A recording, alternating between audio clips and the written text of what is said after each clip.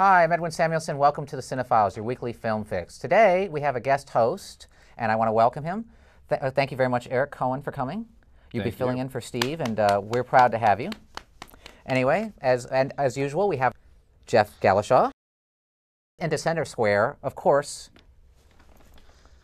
I'm the non-gay Paul Lind of this show. All right. All right. Well, today we're going to be discussing a very interesting topic. Today it's going to be underground horrors. Movies that take place in underground spaces, maybe subways, caves, caverns, and horrific events that happen in these caves. It is interesting. It is interesting. We're going to start off with the just recently released Descent, which was made last year and was released in England and was just recently released in America, edited. We were all fortunate to see the uncut version, which has the original ending.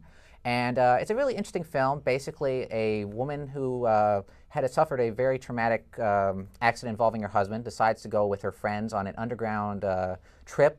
You know, I guess you say cavern climbing. I would say they would go spelunking or cave exploring. Cave exploring, Underground yes. trip is a little weird. Yeah, yeah. Well, hell, they bring their mining equipment and they're climbing gear and they go underground. Unfortunately, when they go down there, some very horrific events happen to them. Now, well, let's start out with you here, Mike. What do you think of The Descent? It's got a really good buzz, and I need a real good buzz right now. The Descent was interesting and okay and flawed. I think that the cast was good. The lead actress, who is, I guess, your hero, or the one that you're supposed to kind of root for, I don't know if she was a good enough actress to carry the role. But anyway, it was filmed. I'll just sum it up like this, and then we'll get it off to Jeff. Please. It was filmed really well, very, very gory, which I appreciate in horror movies these days. R-rated horror films, very gory. Nora J. Noon was in it, who I am in love with. And if she would ever see the show, I love you and you're wonderful. Send us an email at or visit yes! the website. Get in touch with Come Mike. here, Rao. Paul Lind, non-gay. But the storyline just has just major holes in it, and it just, while the monsters that we encounter in the film at first are great in the way they creep up, it just, they weren't scary anymore for some reason. I liked like you said, it's very well shot. It's very atmospheric, and it does have some really good thrills, you know, scary stuff. But the problem for me was with the monsters themselves. I didn't think they were that interesting visually. They're just basically cave monsters. They're like albino, cavemen, they're albino monkeys, kind of. Yeah, I mean, and I thought the acting was decent, and I liked the way they took time to tell the story, and you get to know the characters. The ending really doesn't make any sense either. Well, I mean, like I said, plot holes that you could drive a U-Haul through. Now, Jeff, let's get to Jeff. you. What do you think of The Descent? Did you like it? Did you think it was scary? I thought it was interesting. You know, the monsters remind me of Jodie Foster and Nell, only with special effects makeup. That's a the movie, I was happy who the first victim was because I found her character very annoying, and I was disappointed with the lack of girl-on-girl action in the film. True. But other than that, I mean, I liked how, you know, the relationships played out in the film. I found that more interesting. Eric, what did you think of Descent? Do you think did it have any scares for you? Well, what I was disappointed in, I'm a huge horror fan, and the thing that I heard about this film in the pre-press was how effectively scary it is. And I didn't think it was all that scary, to tell you honestly. No. There's nothing about that was scary. Now, I thought it was very well done. I thought for the budget they had, and I saw Dog Soldiers too, which was made by, I thought it was a creative little horror film. But the problem I had with The Descent was there's just a lot of these films, and it goes into like a lot of films that have come out recently, like Wolf's Creek and Hills Have Eye remake and all these other films, where these normal people are in a situation where they're kind of trapped, and you have these like weird mutated type of villains that are there to like cannibalize them. And it's just gotten to the point where it's like, I can't remember which scene is from which film, and So you're saying that basically the monsters have no interesting, unique traits? They didn't have an interesting, unique trait, and some of the, when you create like a monster or a villain for any kind of piece, whatever it is, as fantastical as the situation is, there's got to be some sort of logic that you have to like stick to. Like, I didn't understand why the male creatures were completely bald, but the female creatures had beautiful long hair. Did you notice that? They had beautiful long hair. I don't know if it was beautiful, but it was long. But it was long. and like little details like that were kind of like taking me out of the movie. I didn't mind the performances though. I didn't mind the lead actress. I saw the American version. Oh, you did see the American version. Someone explained to me what happens in the British version. Apparently, what happened was all they did to change the American version was they just cut off that last final coda. Yes, which basically was her escape. Basically, we'll just I can tell you without giving away. You basically find out it's a dream and reality. And that's basically what it is. It's not. It's really happening. What's happening at the end of the movie, you know? And basically, she accepts it, you know. Well, the thing is, though, it makes sense because they set you up for that. Because the character has these moments where she kind of has these like hallucinations about her daughter and the accent and stuff, and they kind of set you up for that, the British coda. But by cutting that off, the ending to the American version didn't make any sense because then you have to like, again, the logic of the situation. She escapes, which means she can get outside, which means those creatures can get outside. So why? But that's given away that the creatures get outside because they have all those bones in there of the animals that they come up and. Why don't they stay outside? Probably because they're nocturnal creatures. Well, they can't do the daylight. So I don't think they're vulnerable to sunlight. But how they develop in the first place? I mean, how they like in order to be those albino creatures, they would have had to been stuck down there for such a long time. You'd think that someone like discovered a way out. But see, this is one of the problems with the films. You have to answer all these questions. Maybe I'm just thinking too much. Maybe you're thinking too much. And to have the American girl as the another one of the villains, it almost goes back to a 28 Days Later type of thing. Like, you think these little underground creatures are bad. Maybe the American girl is bad. Actually, I thought she was interesting. I didn't think she was the villain, though. I thought that her choice... But they made her into a villain for some strange reason. I didn't take it that way. I didn't take it that way either. I don't know. I thought that what she did was logical in the situation, and it just like her, whatever happened to her, happened because of the situation, just put everyone out of confusion. You could interpret it in two ways. That she was regretful of what she did, or she did it and she just didn't give a damn. Just seemed weird. I thought she was very good. Natalie Mendoza was her name. She's a singer from Australia. Very good in the movie, actually. I thought she was very attractive, too. Very attractive. The American, right? Yeah, I was also disappointed that there was no girl-on-girl action. Hey, who isn't? That'll bring us to our next film, which is The Cave, which is basically it's a PG-13 horror film, which you know I am not a very big fan of. But it's a film that actually adds a few little interesting elements. A crew goes underwater to basically get some kind of treasure and is, again, attacked by what? Creatures. I actually like the creatures a lot more in The Cave than I did in The Descent. So do I. And there was a really weird spin on them, which I kind of liked but kind of didn't like. I don't know what I even felt about it. It was just such a weird little way to end The Cave. But anyway, I like the actors involved. I thought I'd hate them, but I actually didn't mind them. The black guy did not die at the end. Thank God. I'm shocked at that. Which is amazing. The black. I thought he was a god. I thought Maurice Chestnut was going to bite the dust. American. It's Morris Chestnut. And actually, I got to give it 10 points for originality that the black guy didn't die. And I know, Jeff, you're happy about that. Exactly. Because it's just every horror movie. And I like the lead actor from Invasion from the ABC series. You're talking Cole Hauser or? No. You're thinking of Eddie Cibrian. Eddie Cibrian. I liked him quite a bit, and Cole Hauser was good. For a movie that I thought I was going to loathe, I actually didn't mind it. Good special effects, but really cool looking creatures because you never really got a good idea what they looked like. Very demon alien-esque type bat creatures things. I don't know. For what it was, I enjoyed it. I thought it was a fun check your brain at the door movie. What about you? Did you enjoy it? I thought it was okay. I didn't think it was particularly memorable after I saw it. I thought there's some interesting little elements that reminded me of other movies. For some reason, I kept thinking Journey to the Center of the Earth. You know, with the way they escape and everything. And I don't know if it was an intentional throwback or not, but I kind of like that part of it. I agree with you. I think the creatures are more interesting in this one than I think The Descent is a better film. I'll agree with him on that. I think it's better shot and shows more originality. I think it shows more originality, but I think The Cave, for me, felt like a made-for-TV movie. It does feel like a made-for-TV movie with a little bit more money, and the problem to me... I'm not sure I like the whole thing. I like the idea with the guys of changing into... Yeah, it was a virus.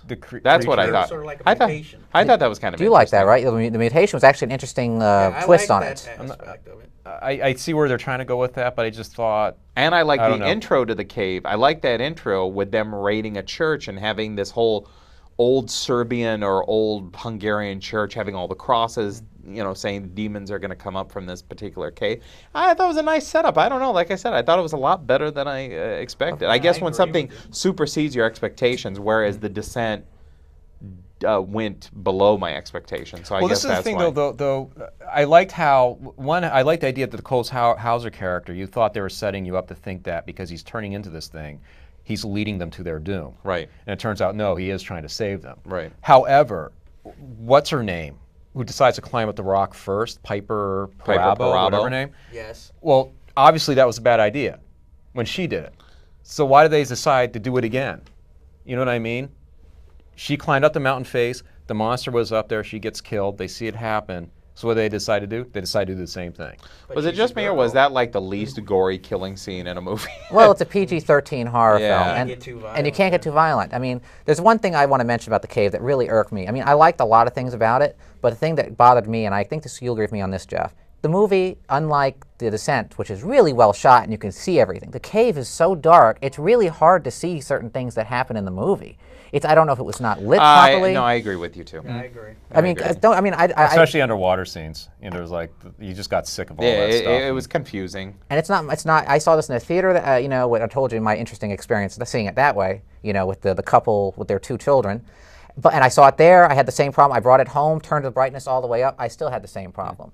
So I mean, I think it's just basically poor lighting. I mean, I can understand they wanted to keep the creatures in the darkness, but it was just a little over. No, I agree with you 100%. If you check out, folks at home, if you check out the DVD of The Cave, there is an interesting extra on there talking about real-life cave explorers, underwater cave explorers, and it's a really interesting documentary. And they use some of that footage of these cave explorers to put it into the regular movie of The Cave. Very interesting. So what would you say is a better movie? Which one did you enjoy more, The Descent or The Cave? I think The Descent is a better, it's a more well-made movie. I guess if that's the worst Let's English. say it's better made. It's better made. It shows a little bit more creativity, especially on such a small budget. I do like the fact that the guy from The Descent obviously stole his ideas of soundtrack off Carpenter. It was shameless on that. But like I said, The Cave was not that bad. It was, if you need 2 hours to kill. Yeah, if it shows up on USA, watch it. It's a fun rental. What about you, Jeff? I liked The Descent a little bit more, but I'm kind of biased because I'm a big Piper Perabo fan. So even though she had like 4 lines in the whole movie. Well, wouldn't that mean you like The Cave more? No, I gotta say The Descent I was more entertained at least with, but one of the reasons why I liked The Cave so much was probably I liked each cast member, whereas with The Descent I didn't know half of the cast. Yeah. It was hard trying to figure out the deciphering. Like there was 3 girls that were almost exactly alike. They all had long blonde hair. And at least with Nora Jane Noon, she had the punk rock haircut and the American. She looked Spanish, and I didn't have that problem. I didn't have that problem with either. But there was that annoying Swedish girl. It's like, oh, you must be so strong. What I liked about The Descent is that the characters, you got to know the characters, and there was a lot of characterization. In the Cave, it's just they're in the cave and that's it. I think The Cave is a solid B movie. It's one of those things where, like, if I was bored on Saturday and turned up on Sci-Fi Channel, I would watch it. It never aspires and not to be be anything. bored watching it, right? Whereas Descent, there's an attempt at creating complex characters and relationships and stuff between the friends and stuff like that, which I appreciated. I'm not sure if it entirely worked. The Cave and Descent are both very entertaining. I will go a little bit over Descent if you want more of a real movie. The Cave is more of a B movie and a lot of fun. Let's go to the film that started the whole genre, which is one that I really, really love. The film is known as Raw Meat, but the director prefers the more appropriate title of Deathline, which I think is a better title. The film is called Raw Meat here in America. It was cut. Thankfully, it was just released on DVD uncut. It stars Donald Pleasance as a police investigator, and it has Alan Ladd Jr. as a man whose girlfriend has been abducted by a creature from beneath the subway. He's not a creature. He's a guy. Well, he's a guy who's mutated, kind of. He's like just rotting from a disease, isn't he? He's diseased. That's not mutated, man. Exactly. Well, I'm going to start out with you because I know you like this film as much as I do. Well, I like it. I think it's a little dated. I agree with you on that. I like it because I really enjoy Donald Pleasance in it. It's a sort of a I don't know what quite. It's like Mike said to me. It's like he's acting in a Pinter play or something. Oh, he's crazed. And he does this.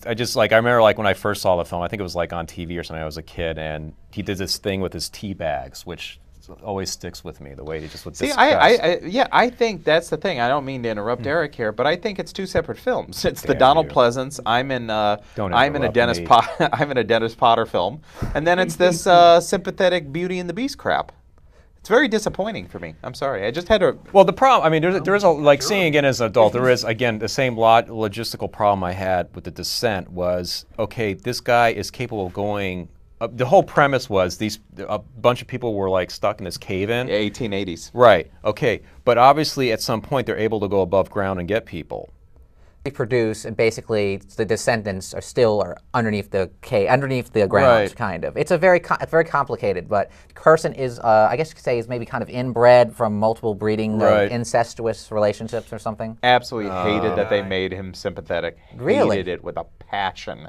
So annoying. Because it makes it more than just a horror film. It becomes this like sort of social commentary kind of thing. Yeah, I just didn't. Well, that's one of Jeff, the. you're agreeing with me. I'm agreeing with you, but I guess when you put it the Beauty and the Beast way, just watching that film made me laugh because pretty much to me, all he does kidnap her and he doesn't hurt her. But then there's that scene where like she just pushes him and he pushes her back, where it becomes totally not Beauty and the Beast and more like, okay, I'm about to kill you. And then of course her boyfriend comes and saves her. And she keeps smacking the fleshy lump on his head. He's like, I go. I'll go. Light the candle! No, that's actually what he's trying to say is, mind the doors, because that's all he's ever heard from the thing in the subway. Can I say I hate you so much for disagreeing with me? Yeah, I hate you for disagreeing with you. I hate you. Then you've got to hate me too, because Yeah. I agree with him. It was so disappointing because I went in with so many expectations for this film because I liked it because it was so odd, unique for a horror film of that period. Yeah, you know what I I mean? expected something more gory. But see, my whole thing is the reason I like the film so much is Donald Pleasance's performance. If it wasn't for that, I wouldn't like the film. But at it's all. Donald Pleasance. It's a separate film. I'm sorry. I know, but it almost like has. But if it wasn't for that Donald Pleasance part, I wouldn't like any of the rest of the film. Well, Donald Pleasance, some interesting thing. I met the director. I got to meet him when they showed Deafline at the Walter Reed Cinema, and he was there with his own personal print. And he told me some very interesting details about the movie. And was one of the most fascinating details I've ever heard about a movie, ever. And he told me the most interesting thing. The producer, I'll be the judge of that. one of the producers was friends with Marlon Brando. And Marlon Brando, and this is not a joke, he was completely serious about this, was to play the character of the underground caveman. Well, he said basically his son Christian got sick with pneumonia and he had to drop out. But he said he was going to do the movie, the role, and basically never admit it was him in heavy makeup and not even take billing for it, just as a rumor. The one thing I got to mention is that tracking shot in the middle of the movie is amazing. There's this one unbroken shot. That's amazing. Why didn't you think it was that great? I guess because the whole movie was so disappointing, and also it was dark for me too, and I was just trying to figure out what was going on in there, and then him with like the little pseudo funeral. But I'd also like to talk about its what would you say the homage? The homage or the remake, the recent remake of Raw Meat, well, it's basically an uncredited remake. It's just basically a homage to the original. I mean, it's a loose remake, and they didn't have any rights. With the movie, it's called Creep, which stars, please forgive my Franca Potente, who, as you might know from Run Rolla Run. And The Bourne Identity. Yes, and a few other films. And she stars a woman who falls asleep on a subway platform and... not just falls asleep, but she's also a party girl. And she's a rich girl. She's one of these girls that you'd see. She'd be like the 5th cast member of Sex and the City if it was taking place in New York instead of London. Very vapid, not very sympathetic towards homeless people. Her credit should be drunk girl or party girl because basically she's an unsympathetic character who just cares about getting high and drinking. And she falls asleep at the subway from being really boozed up, and then she wakes up, and then she's locked in the subway station. And Jeff, I want to start out with you. What did you think of Creep? Creep is pretty much what Raw Meat would be without Donald Pleasance. I hated the film. I sat there bored to tears, waiting for something interesting to happen. And unfortunately, a black guy does die in this movie.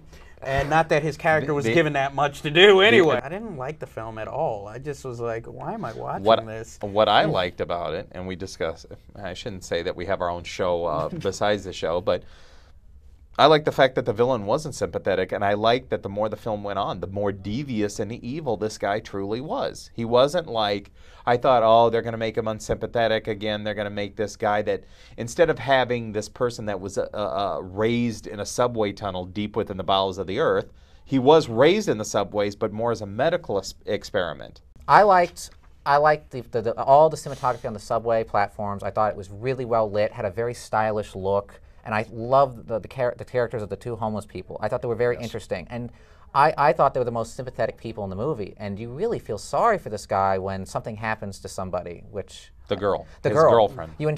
Basically she gets killed, which I'm sorry if I give it away, but of course you're gonna know what's gonna happen if he gets upset. It's so brutal. It's brutal and it's upsetting, and you really feel bad for this guy when you see his rage when he wants to get revenge. But he doesn't even really know what really truly happened to her, and that's even more grotesque. And it's more interesting, I think. You know? Because you keep expecting her to be saved. It was very well shot. I love the setup. I love how you have this character as a party girl. I liked how it was set up that this guy she meets at a party or knows from work or something, attempts to rape her, and then the monster's introduced by attacking the guy who's trying to rape her. I think that was sort of interesting. The problem I had with it is that I thought it was a little too cute, a little too precious in its plot contrivances. Yeah, surprised to hear you say that. Like to get her from one dangerous situation to another dangerous situation. I hated a whole thing in the party sequence where the whole premise is that she wants to go and meet George Clooney, and it just seemed like it could have been better written. I can agree with you on that. You know, after that, though, I think it's even like the good. homeless. Like I thought the ideas of the homeless people, the ideas were there. Mm-hmm. But I think it needed like a better writer or something behind it, because like everything just seemed a little too precious, a little too cute in its idea of how to get from point A to point B, and the little tongue-in-cheek moments. And that's it. That's all I have to say about that. Let's wrap up the show finally with I guess you could say a holiday-themed slasher film in an underground cave. Right there, that's a winner, folks. Oh it's a winner. God. As you know, My Bloody Valentine was released in 1981 during the height of the slasher era, and garnered a very big cult with some very memorable scenes with it when the killer leaves Valentine's, and one of my favorite is roses are red, violets are blue, one is dead, and so are you. I mean, that just gives you the idea of what the movie's about. What would you guys say? What do you? I'm going to start. Okay. I'm going to start off with you, Jeff. I gotta. I could go on. It's just pure '80s cheesy horror film. Every cliche is there. Even the fat party guy is there, and I'm just the like big fat party animal. Exactly. I'm like, oh my god. And then at the end, when the killer is revealed, and you're like, okay, that makes no sense. Then they do this like 1 minute explanation of why he's doing all the killing. And then, I'm sorry, this is something I have to spoil because, because his father was killed by a madman 30 years ago. He has to do this now that they're going to throw a Valentine's dance. And then not only does he get away, but he plays it like he's the Joker or the Riddler running away at the end, with, oh, I'm going to get you next year. It's like, yeah, because nobody's going to be looking for him particularly on the streets, the cops or anything. And I'm just like, this film is so ridiculous. I mean, if you like pure 80s cheese, I would say watch this film. But if you really do not like 80s cheesy cliched horror films, do not watch this. If you like good horror films, avoid this one. It's not even really a horror film. It's like some weird kind of it's almost mystery like, kind of thing. But it's almost, just really got gory. that teen comedy. But the teenagers are not in high school. And they're Canadian. minors. It's Canadian. Everyone says, hey, let's go have another moose head. But nobody, you don't realize when you see it when you're young, you don't realize that it's Canadian. But then you see that it's in this town, but in very, very, very tiny words on the side. It says Alberta. It doesn't even have the elements. I mean, you're talking about like as a typical cheesy 80s horror. It doesn't even have like the elements. It has one great element with the old bartender goes in the story. The soundtrack's wonderful because first they're decorating the gym with the Valentine's dance, and you hear this like upbeat music, and then the old man yells at him at the bar going, "You fools! Don't you remember? Did everyone forget 20 years ago?" And then you do that flashback music like and it shows us the dissolve. Yeah, the dissolve, and it happened one night 20 years ago. And there's so many wonderful moments in there. Like they're talking about the murders that took place 20 years ago, and they're talking to a doctor, and they're like, well, what about that? What about what happened 20 years ago? And the doctor goes, oh, you mean back in those mines? Those were terrible murders. As if, like, the other murders, not so bad, but those were terrible murders. You forgot to mention some of my favorite cheesy moments. There's a scene where the guy gets a package and he opens it and he finds, like, a heart, and he goes, acting. No, he does this. He just goes, Oh, it's happening again.